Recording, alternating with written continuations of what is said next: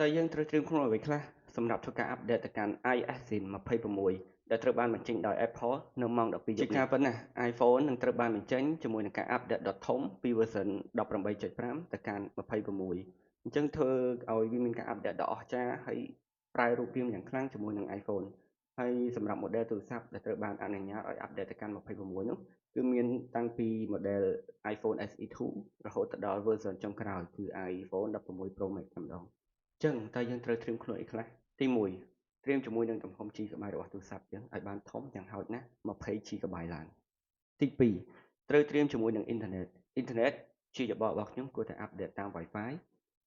បើសិនជាយើងអត់មាន Wi-Fi ទេយើងអាចអាប់ដេតទៅតាមទូរស័ព្ទអ៊ីនធឺណិតយើងធម្មតាក៏បានប៉ុន្តែត្រៀមជាមួយនឹងទឹកលុយឲ្យបានគ្រប់ជាមួយនឹង GB របស់គេការពារពេលអាប់ដេតទៅមានការ error ឬក៏អត់គ្រប់អ៊ីនធឺណិត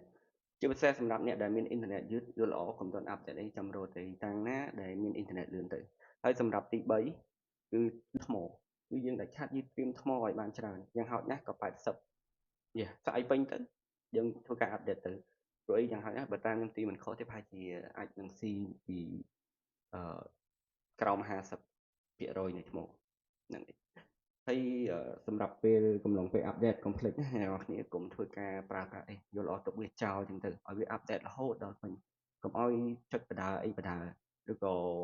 អីចឹងទៅវាអាចនឹងមានបញ្ហាក្នុងកំឡុងដល់ពេលយើងអាប់ដេតហើយប្រើប្រាស់ផងសម្រាប់ការអាប់ដេតនេះដែរខ្ញុំមើលទៅដូចមានការប្រែប្រួលយ៉ាងខ្លាំងជាមួយនឹង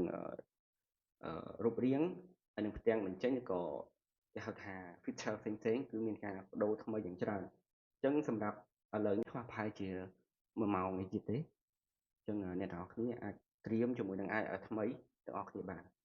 អូខេ